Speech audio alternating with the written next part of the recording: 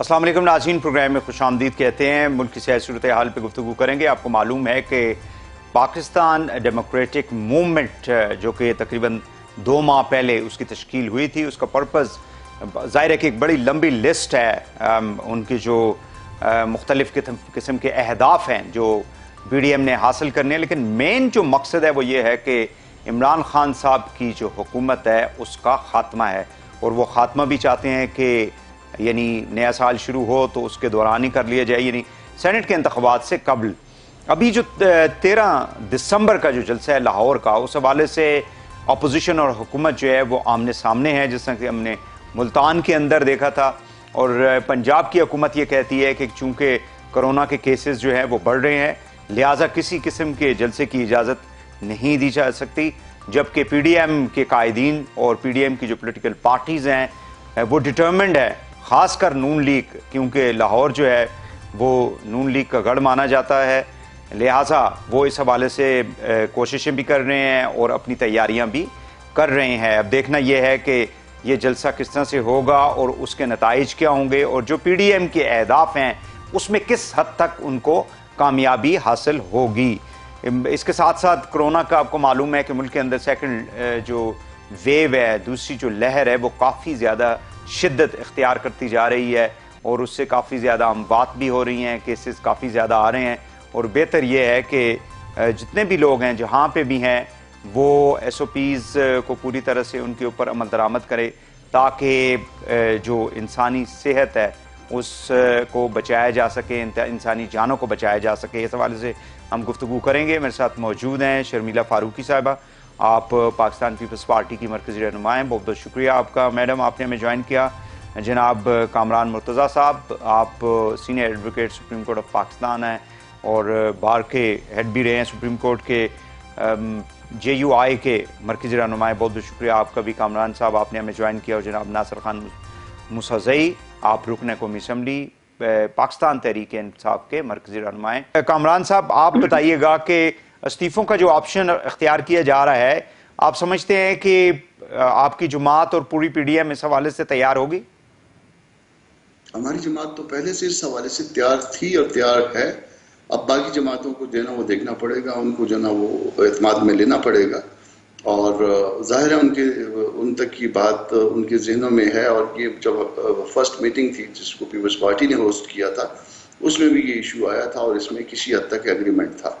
अब ये देखते हैं कि उसके लिए टाइम क्या जो है ना ये सूट करता है और उसके ऊपर क़यादत किस तरह से इत्तफाक करती है।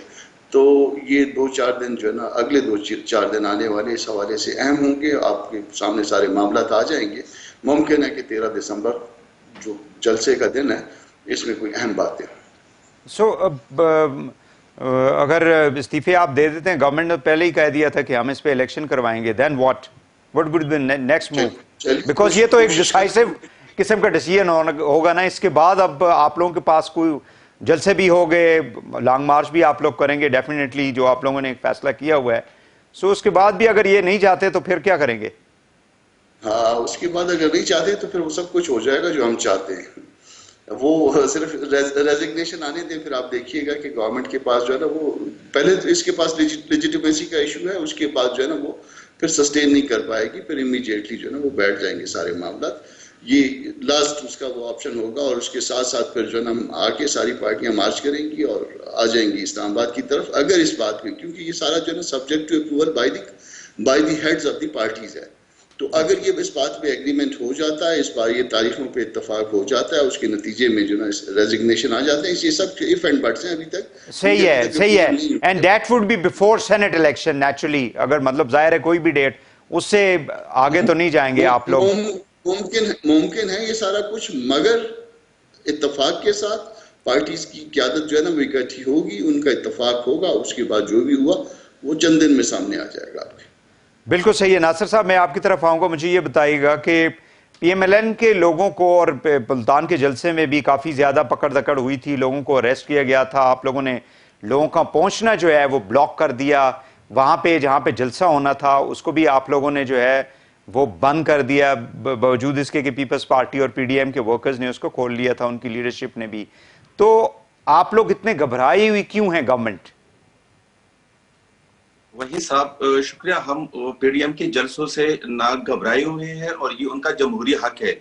लेकिन जो हमारा पॉइंट्स है कि चूंकि मुल्क में कोरोना की दूसरी लहर शिद्दत से आ रही, और हम उनके साथ वो अपोजिशन को कह रहे कि खुदारा अवाम की जानों के साथ ना खेले।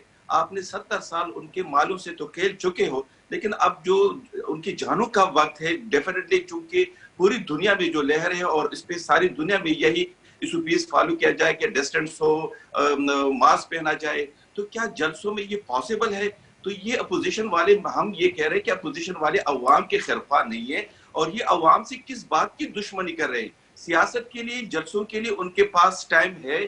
कोरोना का जो दूसरा लेकिन लहर असद ये उमर खत्म हो साहब तो जाए, आ असद जाए, उमर साहब तो एहतजाज कर ले। एक यानी इम्पॉर्टेंट जो कमेटी है कोरोना रिलेटेड, एनसीओसी, उसको हेड करते हैं, ही गोज टू सिंध और वहां पे जाके वर्कर्स कन्वेंशन से वहां पे खिताब करते हैं।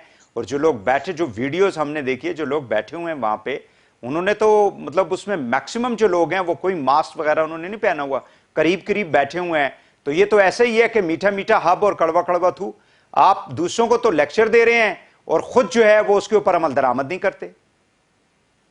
वही साहब, जो हमारी मीटिंग्स होते हैं उसको कॉर्नर मीटिंग कहते हैं। हम भी कहते हैं नहीं, कि कॉर्नर अपोजिशन में वाले हो या कॉर्नर सेंटर मीटिंग में हो, करें। मीटिंग आप तो देख मीटिंग लें, है ना, अवाम का इज्तिमा तो है ना। नहीं, दो चीजें हैं। आप देख ले कि आज भी जो कोरोना के जो सबसे ज्यादा केसेस आए हैं वो एबटाबाद में 17+ आए हुए। उसकी वजह ये है कि एबटाबाद में इन लोगों ने जलसा किया है, पिशावर में इससे पहले सबसे ज्यादा हाईएस्ट रेट थे, इस तरह से मुल्तान में। खुदा ना खास्ता अगर लाहौर जैसे बड़े शहर में, आई मेट्रोपॉलिटन डोंट थिंक शहर कि में अगर ये एबटाबाद में हो लोगों, तो मानसेरा अगर में लोगों को जलसा ये उन्होंने इकट्ठा किया कर था। ले। एबटाबाद में तो जलसा नहीं किया इन्होंने अभी तक। नहीं, नून लीग ने किया है ना, नून नून लीग ने लीग ने किया है और मानसेरा लोगों में को किया है। इकट्ठा किया, और इस वजह से नून लीग ने पिछले हफ्ते वो किया था। उसमें सारे लोग ये आए हुए थे। इस वजह से इब्टाबाद में जो कोरोना की जो अभी शिद्दत आई है, आज उनकी ठीक। डेट, वो लिस्ट देख ले, सबसे ज्यादा। तो हम कह रहे हैं कि उन लोगों को जो जलसे करे, एहतजाज कर ले, उनका आईनी जमहूरी हक है। लेकिन खुदारा जो इस वक्त ये कर रहे हैं, ये सिर्फ अपने जानों के लिए, अपने ये जिस तरीके से कह रहे कि सेनेट के इलेक्शन से पहले हमें रिजिग्नेशन भी आएंगे या हम एहतजाज भी करेंगे, तो कौम बाशऊर है, उनके समझ आ रही है कि ये जो कर रहे हैं, ये कुर्सी की खातिर कर रहे हैं, अपने इक्तदार की खातिर कर रहे हैं, अवाम की खातिर नहीं कर रहे, अवाम के जानो माल और अवाम की हिफाजत और तरक्की और खुशहाली के लिए नहीं कर रहे। अगर उनका यही सोच है तो कम से कम ये लहर को, कोरोना की लहर को खत्म होने दे, फिर आ जाए। लेकिन उनको समझ आ रहा है कि चूंकि मार्च में सेनेट इलेक्शन आ रही है, इस वजह से ये कह रहे हैं कि चूंकि सेनेट के इलेक्शन से पहले ये करना, कुछ ना कुछ करना चाहते हैं, क्योंकि उनमें उनका सफाया हो रहा है, नून लीग का और दूसरी पार्टियों का बहुत सफाया, और खासकर तो GIF जो PDM का जो लेकिन प्रेसिडेंट नासिर है साहब, मोहम्मद मुझे आई अब्बास डोंट साहब। Understand, I don't understand this, because peoples party आई थी, उनकी मेजोरिटी हो गई थी सेनेट में, और जाहिर है कि उन्होंने 18 अमेंडमेंट को तो ज़रूर वहाँ से पास कर लिया था, बट उसके अंदर तमाम सियासी जमातें उस वक्त मौजूद थी। PMLN अगर मेजोरिटी उनकी थी, तो एक सेनेट के चेयरमैन को तो इसकी मेजोरिटी से मुझे नहीं पता कि कितना पोलिटिकली जो है वो या लेजिस्लेटिव वाइज इतना इफेक्टिव होगा। मैडम, मैं आपकी तरफ आऊँगा। मुझे ये बताइएगा कि पहले वही सवाल जो मैंने पहले किया था कि इस्तीफों के हवाले से अभी बात की जा रही है, and they are going, I mean the PDM, आप जिसका हिस्सा है पीपल्स पार्टी, वो डिसाइड करने के लिए जा रही हैं। तो आप लोग पीपल्स पार्टी इस हवाले से उसका मौकफ क्या है? जी शुक्रिया वहीद साहब। देखिए, ये कोई इनफरादी फैसला तो नहीं होगा। अगर ये फैसला होता है तो ये मुश्तरका फैसला होगा PDM के प्लेटफॉर्म से। और अभी 8 तारीख को, 8 दिसंबर को PDM के रहनुमाओं की मुलाकात होने जा रही है इस्लामाबाद के अंदर। उसमें भी आगे का लाएमल तय होगा और ये भी फैसले होंगे कि आइंदा इस जलसे के बाद, क्योंकि लाहौर का जलसा PDM के प्लेटफॉर्म से आखिरी जलसा है, उसके बाद क्या फेज 2 में क्या चीज़ें आती हैं, आया लॉन्ग मार्च होती है या हम इस्तीफों का ऐलान करते हैं या क्या होता है। तो मेरे ख्याल है कि मेरा या मेरे किसी भी यहाँ पर मेहमान का कुछ कहना कबल वक्त होगा। ये PDM के प्लेटफॉर्म से डिसीजन आएगा और इंशाल्लाह जब आप देखेंगे कि जिस तरह पहले हमने ये कहा था कि हम जलसे करेंगे और भरपूर जलसे हुए, जो कि ये हुकूमती लोग नहीं मानते थे। ये तो कहते थे कि APC नहीं होगी, और APC हो गई तो कहते थे जलसे नहीं होंगे। और जिस भरपूर तरीके से अवाम बाहर निकली है और उन्होंने एक रेफरेंडम किया इस हुकूमत के खिलाफ, इसी तरीके से आइंदा भी जो PDM के प्लेटफॉर्म से जो भी लाएमल तय होगा वो भी भरपूर किस्म का होगा। शर्मिला साहब, मुझे ये बताइए कि what is the internal thinking of the people's party? Okay, PDM का platform is for all the political parties, 11 political parties उसके अंदर है. What is the internal thinking of people's party about resignations? उसकी वजह यह है कि जब डीचओ के अंदर पीटीआई खड़ी थी और उन्होंने जब इन मैस रिजिग्नेशन जमा भी कराए थे स्पीकर के पास, तो वो पीपल्स पार्टी थी जिसने इनको स्पीकर को कहा, पीएमएलएन के, कि आपने इनको मंजूर नहीं करना है, and you wanted them to come back. आज पीपल्स पार्टी इस हवाले से किस किस्म का डिसाइसिव एक डिसीजन ले सकती है? देखिए, दोनों मामलात में बहुत फर्क था. उस वक्त फर्क ये था कि एक पॉलिटिकल लीडर जो है वो कंटेनर पे खड़े होकर एक जमहूरी हुकूमत को गिराना चाहते थे. वो कि हमें उस जमहूरी हुकूमत के ऊपर भी एतराज थे. हम यही कहते थे कि आरओ के इलेक्शंस हैं, लेकिन हम ये चाहते थे कि ये वो हुकूमत जो है अपना एक आईनी टर्म पूरा करे. इस हुकूमत का मसला ये है कि देखें, ये नाअहल होने के साथ साथ ये अवाम दुश्मन पॉलिसीज ले आई है, ये मुल्क दुश्मन पॉलिसीज ले आई है. इनकी माशी पॉलिसी जो है लोगों को भूखा मार रही है. लोगों के पास अद्वियात नहीं है, लोगों के पास गैस नहीं है, बिजली नहीं है, आटा नहीं है, चीनी नहीं है, कुछ भी नहीं है, और ना कोई प्लान है इनका. देखिए, 3 साल बहुत होता है किसी भी हुकूमत को चांस देने का. अगर आप खारजा पॉलिसी के पास जाएं, बात करें, तो कश्मीर से लेकर सऊदी अरेबिया तक इनके पास कोई पॉलिसी नहीं है. अच्छा, इनका जो वजीर है वो जिस महकमे को चलाता है उसके अलावा हर किसी चीज के ऊपर बात करेगा, और आपस में ये लड़ते हैं. और आपने देखा है कि इस हुकूमत का सिर्फ और सिर्फ एक बयानिया है कि अपोजिशन के जितने लोग हैं वो चोर हैं, वो डाकू हैं, उनको जेलों में डालो. सुनते ये है नहीं, ये डिबेट में बिलीव नहीं करते, ये पार्लियामान की बालादस्ती में बिलीव नहीं करते. ये लेकिन पार्लियामान की जो कमेटी थी रिसेंटली फॉर कोरोना, उसमें पीपल्स पार्टी, ठीक है, पीएमएलएन जो है वो भी गायब थी, लेकिन पीपल्स पार्टी का ना होना पार्लियामेंट के फोरम के ऊपर वो कोई थोड़ा सा मतलब अजीब सा लग रहा था, because peoples Party always spoke about parliamentary process. हमने बहुत पहले ये बात कह दी थी, स्पीकर की सरबराही में जो भी कमेटी का इजलास होगा उसमें पीपल्स पार्टी नहीं जाएगी. और उसकी बुनियादी वजह यह है कि स्पीकर साहब जो हैं नेशनल असेंबली के, वो he has become a party. वो नेशनल असेंबली के स्पीकर नहीं है, वो पीटीआई के स्पीकर हैं. ऑपोजिशन की जमात के ये माइक्स बंद कर देते हैं, उनको अपना मौक़िफ़ बयान नहीं करने देते पार्लियामान में. तो उनकी सरबराही में जो भी कमेटी को उसमें बैठने का या डिबेट करने का कोई फायदा नहीं है. बात यह है कि देखिए, ये हुकूमत वैसे भी ऑर्डिनेंसेस पे चलती है, बिलीव नहीं करती कि कोई कानून साजी हो, उसके ऊपर मशावरत हो, पार्लियामानी कमेटी हो, स्टैंडिंग कमेटी में जाए, डिबेट हो. ये हर चीज बैकडोर से करती है. अभी भी अगर आप देखें कि एक गुलबशन यादव के हवाले से जो इन्होंने एक ऑर्डिनेंस निकाला था, उस ऑर्डिनेंस की क्या जरूरत थी? डिबेट करते, पार्लियामान के अंदर लेकर आते. अभी एक अहम इशू के ऊपर ये ऑर्डिनेंस लेकर आ रहे हैं, एंटी रेप ऑर्डिनेंस. अब अगेन आप इसको पार्लियामेंट के अंदर लेकर आए, बाकी पार्टीज की भी इसमें मशावरत लें, तजावीज लें, ब्रेनस्टॉर्मिंग करें, इम्प्रोवाइज करें, और फिर लेकर आए. ये बिलीव नहीं करती, ये बातचीत में बिलीव नहीं करती, ये डायलॉग में ही बिलीव नहीं करती. इट इज सो अनफॉर्चुनेट कि इन्होंने. अच्छा, कोरोना वायरस की आपने पार्लियामानी कमेटी की बात करी. आपको याद होगा शुरू में जब मार्च अप्रैल के अंदर जब कोरोना वायरस के हवाले से एक स्पेशल सेशन बुलाया गया पार्लियामेंट का, तो उसके अंदर इमरान खान साहब गायब थे. इमरान खान साहब वजीर आजम नहीं है सिर्फ, वो इस मुल्क के वफाकी वजीर सेहत भी हैं. कोई पॉलिसी, कोई लाएमल कुछ नहीं तय हुआ क्योंकि वजीर आजम सब गायब थे. आप इनसे कोई भी चीज पूछ लें, और आज तक मुझे बताइए कि कोरोना वायरस से निपटने के लिए क्या लाएमल है इस हुकूमत के पास. आपको पता है, आज की खबर है कि इंडिया ने बिड किया है और तकरीबन 1.6 बिलियन डोजेज ऑफ वैक्सीनेशन उन्होंने खरीद लिए, और दैट 1.6 बिलियन डोजेज जो हैं वो 60% पॉपुलेशन को वो फ्री बांटेंगे और उनको वैक्सीनेट करेंगे. पाकिस्तान की तरफ से ऐसी कोई बात, कोई चीज, कोई तजावीज, कोई ऐसा कोई स्टेप लिया गया? ठीक, वैक्सीनेशन ठीक है मैम, ठीक है, बिल्कुल. But I don't know because technically किस हद तक जितनी भी वैक्सीन अभी इंट्रोड्यूस की जा रही हैं अमेरिका के अंदर, बाकी दुनिया के अंदर, वो कितनी इफेक्टिव है. दैट इज बिकॉज खुद वो ममालिक जो हैं, अब जैसे फाइजर की थी या मेडरोना की 2 कंपनीज जो वहां पे अमेरिका में कर रही थी, they were not sure about it because the debate is going on. Anyhow, यहाँ पे एक शॉर्ट ब्रेक लेंगे नाज़रीन, ब्रेक से वापस आके गुफ्तगू को आगे बढ़ाते हैं. हमारे साथ रहिएगा.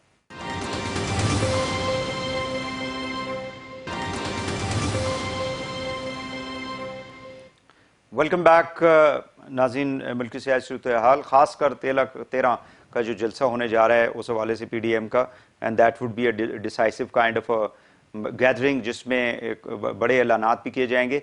मुझे कामरान साहब ये बताइएगा कि आप लोग कहते हैं जी, बिकॉज जो मेन आप लोगों का अगर अब देखें तमाम जो पेपर है आप लोगों का मुसविदा है जिसकी बेस के ऊपर आप लोगों ने पीडीएम की को फॉर्म किया, and then the movement itself धांधली है, दैट इज मीन कि 2018 के जो इंतखाबात थे वो उसकी मेन वजह है।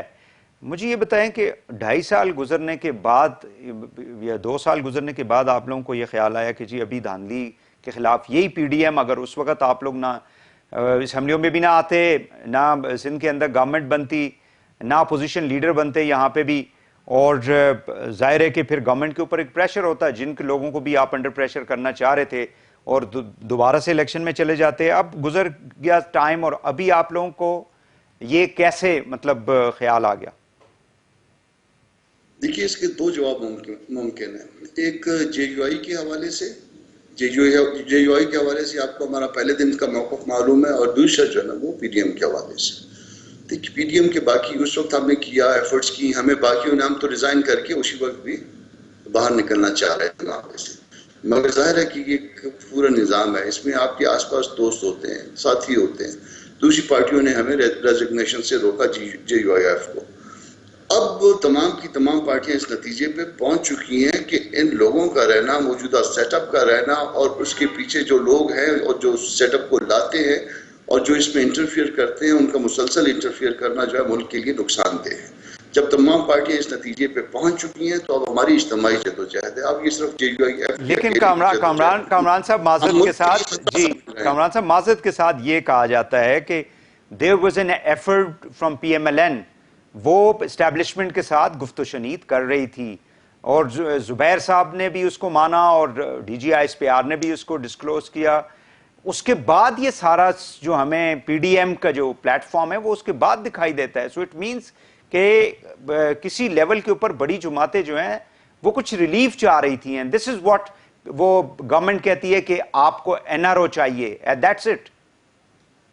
नहीं, ऐसा एनआरओ वगैरह कुछ नहीं था। ये आप कह सकते हैं कि बड़ी जमातें जो है ना वो इस हद तक जाना नहीं चाह रही थी, या वो सिस्टम को चलाना चाह रही थी। पीपल्स पार्टी का मौक़िफ़ था कि नहीं, ये चलता जाए सिस्टम, इसको पूरा होने दीजिए। इसी तरह से जो है ना नून का भी मौक़िफ़ शायद इसके आसपास ही था, मगर ये कभी भी नहीं था कि पीपल्स पार्टी एनआरओ चाह रही थी या नून लीग एनआरओ चाह रही थी। वो दस्तूर के अंदर मामलात को आगे लेके चलना चाह रहे थे, मगर वो फिर ये जो दूसरे एंड पे लोग बैठे हैं वो इस मामलात को आगे दस्तूर के मुताबिक नहीं ले जाना चाह रहे हैं, और अल्टीमेटली जो है ना इन्होंने भी फील किया कि ये सब कुछ जो है मुल्क के कामरान साहब दस्तूर के मुताबिक क्या हो सकता है, मुझे ये बता। आप कहते हैं जी, देखिए वो कहते हैं जी दस्तूर के मुताबिक डायलॉग होगा, मतलब दस्तूर के अंदर कहां पे लिखा हुआ है कि आप जाके एस्टैब्लिशमेंट के साथ डायलॉग करें, बातें करें, खुफिया मीटिंग्स करें? बिल्कुल नहीं लिखा, और मैं इसका जाती तौर पे मुखालिफ हूँ।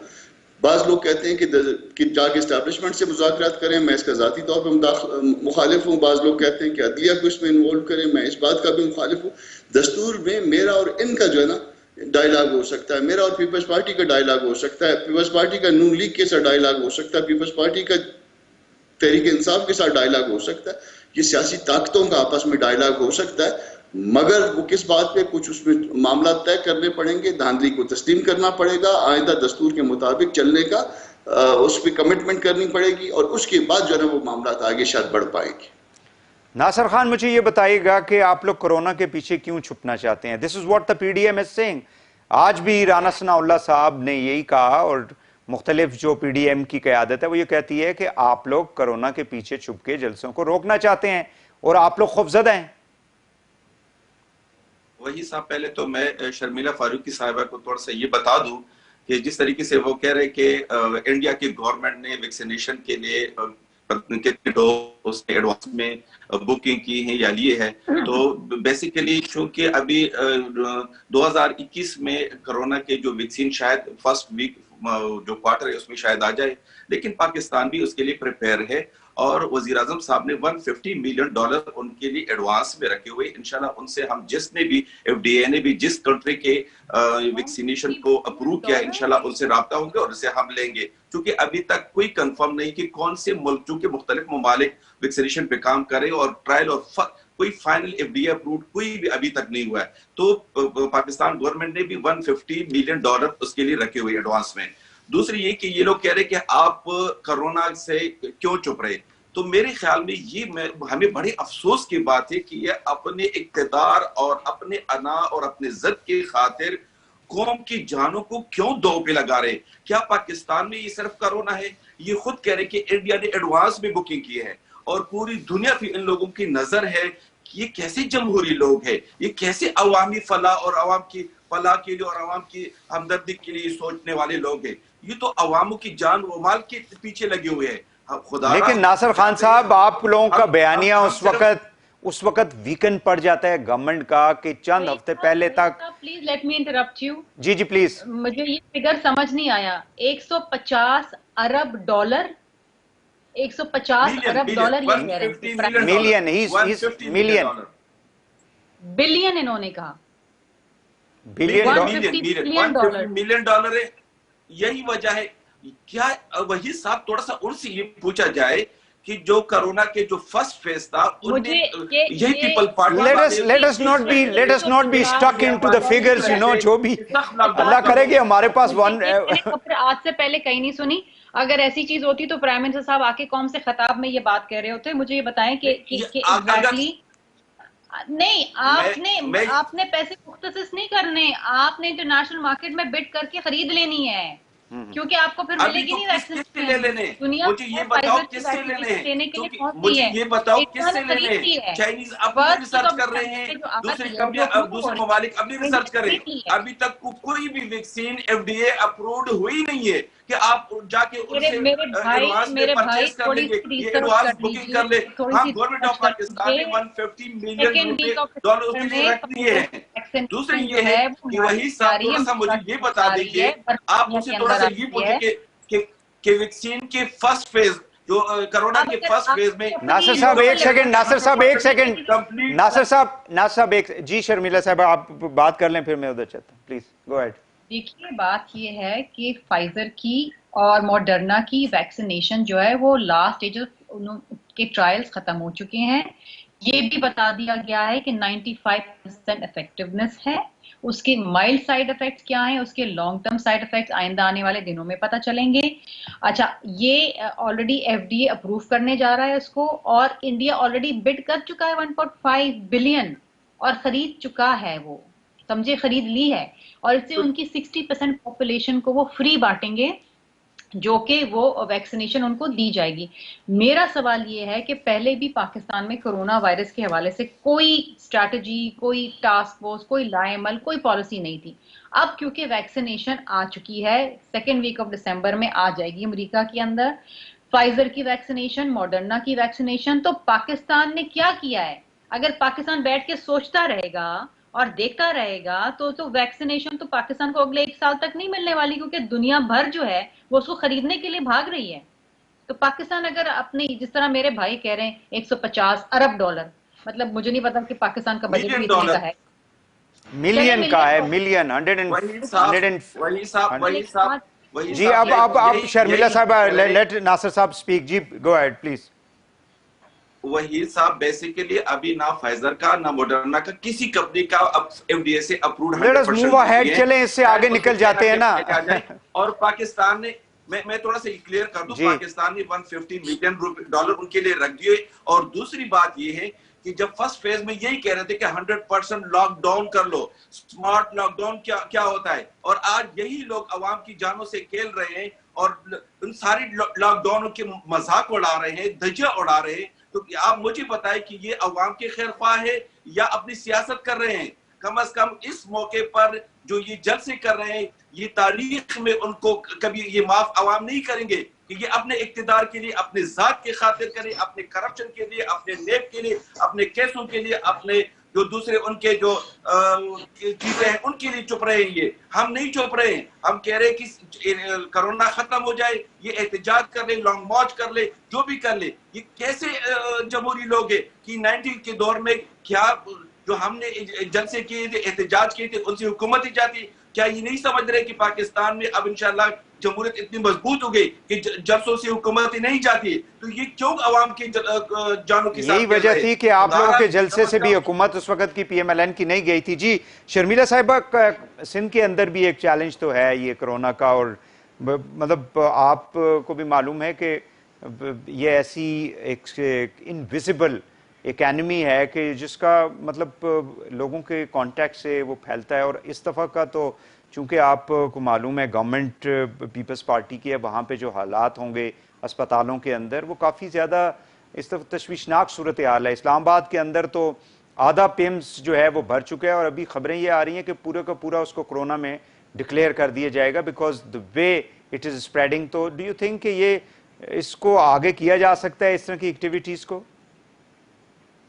देखिए वही साहब, corona definitely is on the rise, और क्योंकि इस मौसम के अंदर वैसे भी फ्लू और निमोनिया ये तमाम डिजीजेस आती हैं, और चूंकि एक अफरा तफरी है मुल्क के अंदर, हर चीज़ खुली हुई है, शादियां भी हो रही हैं, लोग आ जा भी रहे हैं, शॉपिंग भी हो रही हैं। सिर्फ जलसे बंद कर देने से कोरोना नहीं थमने वाला।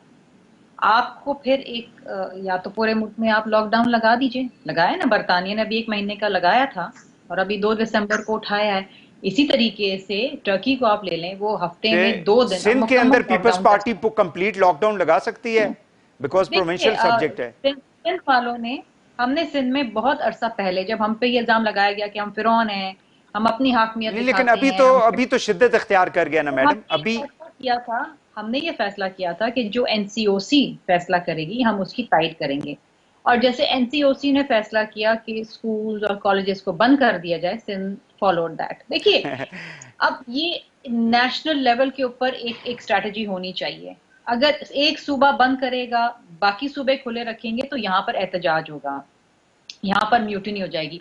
पहले ये हो रहा था कि यहाँ पर रेस्टोरेंट्स और सैलून्स बंद थे, पंजाब में खुले हुए थे, तो यहाँ हमारी लानत मलामत हो रही थी कि जी क्यों पंजाब में कोरोना नहीं फैलेगा, रेस्टोरेंट्स में यहाँ फैलेगा।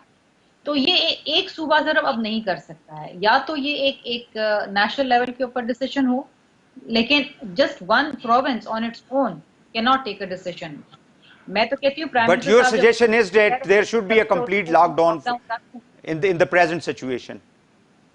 देखिए मैं मेरा अगर पर्सनल ओपिनियन लें तो आई विल डेफिनेटली से कि एटलीस्ट 15 दिन का लॉकडाउन कर दें, और फिर उसको खोलें भी तो स्टैगर करके खोलें। ठीक हो गया। तो उस दौरान, उस लॉकडाउन के दौरान अगर जलसा भी आ गया तो फिर क्या करेंगे?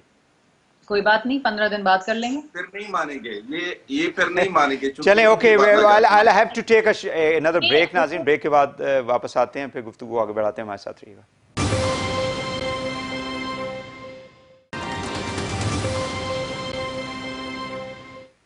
Welcome back. कामरान साहब, मुझे ये बताइएगा, because I have a short time, तकरीबन 4-5 मिनट का टाइम बच गया है, तीनों मेहमानों से बात करनी है। कोई सूरत हाल बातचीत की निकल सकती है? देखिए, ये फैसला करने का इख्तियार तो सिर्फ क़यादत को है। ठीक। एक ज़ाती ख्याल मैंने पहले भी शेयर किया था कि 2 चीज़ों पे अगर एग्रीमेंट हो जाए, जी, एक चीज़ जो कुछ जुलाई 2018 के इलेक्शन में हुआ था, ये उसको तस्लीम कर लें, और जो लोग उसके पीछे थे वो भी इसको तस्लीम कर लें। और दूसरा जो ना ये अहद हो जाए कि आइंदा कोई जो है ना ये इस इलेक्शन प्रोसेस में जो ना इंटरफियर नहीं करेगा, इलीगली, अनकॉन्स्टिट्यूशनल। इसके बाद ये एक बेस बना देगा आपका। इसके बाद बातचीत, मेरा ख्याल है कि इसके बाद बातचीत मुमकिन है, मगर फिल वक्त ये मेरा ज़ाती ख्याल है, पार्टी का ख्याल भी नहीं है और बाकी पार्टियों का ख्याल भी नहीं। बिल्कुल सही है। नासिर खान साहब, हुकूमत जो होती है वो बुर्दबारी दिखाती है, बड़ा दिल रखती है। हुकूमत जो है वो चीज़ों को मतलब टोन डाउन उनको करती है, उनको एक्सीलेट नहीं करती। हुकूमतों का ये काम, अपोजिशन का काम होता है, जलसे करेंगे, आप पे तनकीद करेंगे, सारा कुछ करेंगे, बिकॉज उनके पास और कुछ है नहीं। आपके पास you're रनिंग अ स्टेट, तो आप लोग डायलॉग के लिए इनको क्यों नहीं बुलाते? Why you don't call them कि आए हमारे साथ बैठें? वही साहब, बेसिकली जो हुकूमत है, पीटीआई गवर्नमेंट है, हम उनको यही कह रहे हैं कि कम से कम जो करप्शन के केसेस है उस पर डायलॉग नहीं होनी चाहिए, उन केसों को अलहदा करें। नहीं तो आप कब किसने आपसे कहा है कि करप्शन के केसेस के ऊपर आप डायलॉग करें? मांग भी नहीं रहा है। आपको किसने कहा है कि आप जरदारी साहब को जो है उनके केसेस बंद कर दें, आप पीएमएलएन के केसेस को हैं उनको बंद कर दें? आप लोग खुल के बताते भी नहीं है ना। आप बताएं कि किसने आके आपसे कहा है जी कि हमारे केसों को बंद करें आप? इन लोगों ने कहा था कि नेब के कवानीन पर उनको इतराज था, तो हमने उनसे जब मांगी कि आप क्या सजेशन दे दें, तो इन लोगों ने जो कवानीन उसमें तरमीम और जो उसमें कर रहे थे, तो वो सारी शिके वही थे। नासिर खान साहब, उससे तो हम आगे निकल आए हैं ना। Now we are ahead of that. अब हम आगे निकल आए हैं ना। आप उनको दोबारा से कॉल करें, बुलाएं उनको। वही साहब यही डायलॉग्स होते हैं कि चूंकि इन लोगों को सबसे ज्यादा जो इतराज था वो नेब पर था, तो हम यही कह रहे थे कि जब नेब के जो कवानीन है, जो लॉज है, उसमें क्या अमेंडमेंट होनी चाहिए, कैसे उसको परफॉर्म इंप्रूव करे, तो इन लोगों ने वो अमेंडमेंट लाए जो उनकी क़यादत को बेनिफिट दे। तो यही से स्टार्ट हो जाता है। होना ये चाहिए था कि ये ऐसी तरमीम ले आती कि पूरी कौम के लिए और पाकिस्तान के मुस्तकबिल और जो जितनी भी कम से कम करप्शन के जो कर रहे हैं उसको तो रोकना नहीं चाहिए। और दूसरा, स्पीकर साहब का जो रवैया है उस हवाले से अपोजिशन को अगर कोई एतराज है तो आप लोगों को उस इश्यू को भी एड्रेस करना चाहिए ना। मतलब स्पीकर जो होता है वो नेशनल असेंबली का स्पीकर होता है, वो पार्टी लाइन से अबव हो जाता है जब उसकी हो जाती है, इलेक्शन हो जाता है। तो वो अगर प्राइम मिनिस्टर के साथ बैठ के मीटिंग्स कर रहे होंगे, डायरेक्टिव्स ले रहे होंगे वजीरों से, तो मतलब जाहिर है कि अपोजिशन ने तो फिर इतराज करना है। मेरे ख्याल में जो हमारा स्पीकर साहब है असद कैसर साहब, सबसे ज्यादा हमारा उस पर इतराज है, क्योंकि पार्लियामेंट में जो फ्लोर ऑफ द हाउस सबसे ज्यादा टाइम अपोजिशन को मिल रहा है। ठीक हो गया, चलें। शर्मिला साहब, what is your take on it? कोई डायलॉग का कोई, डू यू थिंक हमेशा जाहिर है पीपल्स पार्टी का तो ज्यादा एक ट्रैक रिकॉर्ड रहा है कि वो बातचीत के ऊपर बिलीव करती है, कॉन्स्टिट्यूशनलिज्म के ऊपर, पार्लियामेंट्री सिस्टम के ऊपर। सो अब हर मसला जो है उसका डायलॉग के जरिए अल्टीमेटली उसका हल होता है। डू यू थिंक कि कोई ऐसा होना चाहिए और ये मामला जो है ये सड़कों और गलियों से आए पार्लियामेंट में कहीं बैठ के इसको हल किया जाए? देखिए वहीद साहब, मैं तो ये समझती हूँ कि अब डायलॉग का वक्त गुजर चुका है और आपने बिल्कुल सही कहा, हम बिल्कुल बिलीव करते हैं इन डायलॉग, हम बिलीव करते हैं in parliamentary democracy and we believe in a functional democracy, जहां पर ऑपोजिशन और हुकूमती लोग साथ बैठ के नेशनल इंटरनेशनल इश्यूज के ऊपर लाएमल तय करें। लेकिन ये हुकूमत नहीं इसको बिलीव करती। जिस तरह मैंने आपसे शुरुआत में कहा कि ये किसी चीज में बिलीव ही नहीं करते कि बातचीत की जाए। ये अपने आप से भी बातचीत करने को तैयार नहीं, एक दूसरे से भी बातचीत करने को तैयार नहीं। लेकिन इसका हतमी फैसला मैंने कहा ना, पीडीएम करेगा, क्योंकि पीडीएम अब वो प्लेटफॉर्म है जहां पर ये तमाम जमातें मुत्तफिक हैं और 8 तारीख को जो इजलास होने जा रहा है उसमें बहुत सारी चीजें तय होंगी और आपके सामने आएंगी। बहुत शुक्रिया तीनों मेहमानों को, बहुत शुक्रिया जी। नाज़रीन, गुफ्तगू हो रही थी मुल्क की सियासी सूरत हाल पे, खासकर पीडीएम का जो जलसा हो रहा है 13 को, और उसके बाद जो लाए अमल है पीडीएम का इस हुकूमत को डी सीट करने का, ताकि डेमोक्रेसी, वो कहते हैं कि जेन्युइन डेमोक्रेसी इस मुल्क के अंदर आनी चाहिए। आज के लिए इतना ही। वहीद हुसैन को इजाज़त दीजिए। अल्लाह हाफिज़।